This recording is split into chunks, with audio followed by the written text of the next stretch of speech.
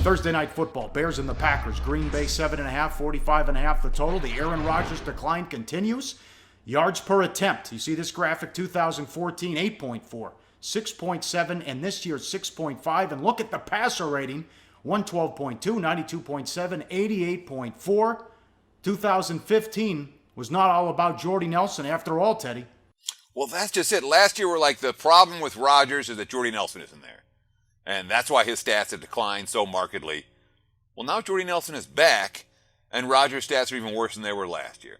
And sure, they've been a little bit banged up on the offensive line.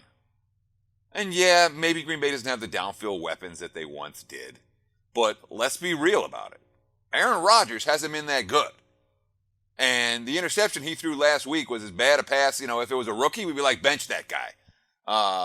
So, to make it worse for Green Bay, they're not even going to have Eddie Lacy available this week. Here's the tweet from Ian Rappaport.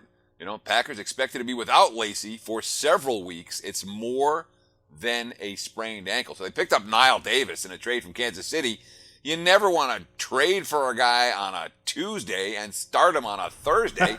He may have to play in this game for Green Bay. So, and the defense, what we talking about earlier in the show with the line move towards Chicago. That makes sense. We talk about the defensive injuries. The line move towards the under, not so much. But, Demarius Randall got hurt last week. He had a groin injury. So they got Ladarius Gunter. He's a former undrafted free agent who before this season had never played more than 31 snaps in a game starting.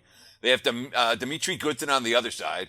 He's a guy who's been on special teams and hasn't been involved at all. He had a 4-game suspension for mandating the league policy on performance-enhancing drugs and just got back on the team. Micah Hyde is a nickel cornerback.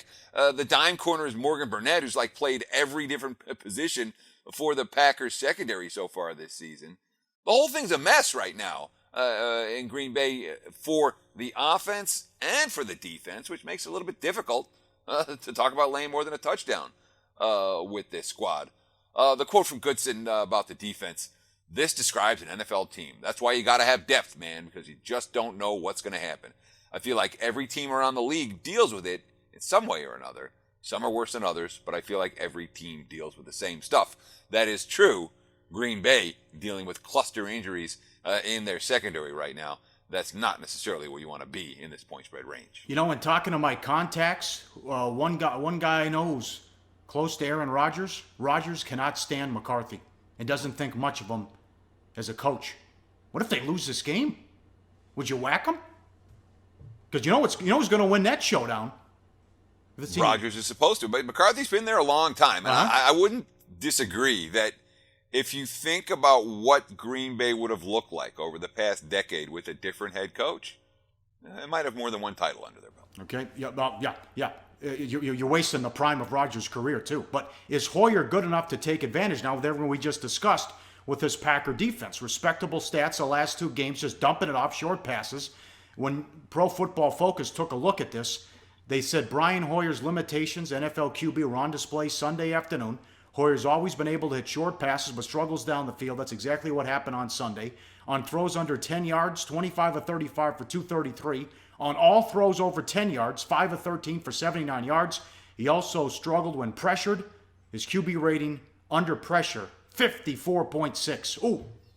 Yeah, those aren't great numbers, but at the same time, the Bears' offense has looked better with Brian Hoyer behind center compared to what they were looking like with Jay Cutler. And it is still a team. They don't have great weapons. They still have some weapons. And Green Bay isn't exactly a squad that I feel comfortable laying more than a touchdown here with. The only way I can look at this game is taking Chicago plus the points. I do not want to lay a TD plus with the Packers. And maybe Green Bay's breakout game is coming. Maybe this is it.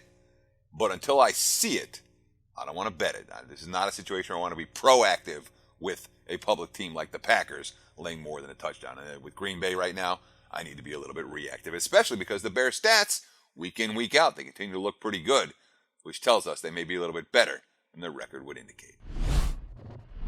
Hey guys, for the full video, go to sbrpicks.com. Hey, Sportsbook viewers, tune into the Early Odds Couple Show for today, Wednesday, October 19th. These are tough playoff games. Mike Brenner and I continue to break them down, and I have a pick on just one game, the Cubs game. Mike Brenner decided to have a pick on both games, Mike Brenner. Yeah, I did. How you know feeling what? about it? Well, we're breaking them down, but yesterday they broke me down. But guess what? When you're all done with Teddy and Paulie, and they know what it's like, this is a tough business, but when you're done with them, come on over to our house, okay? We got some good insight.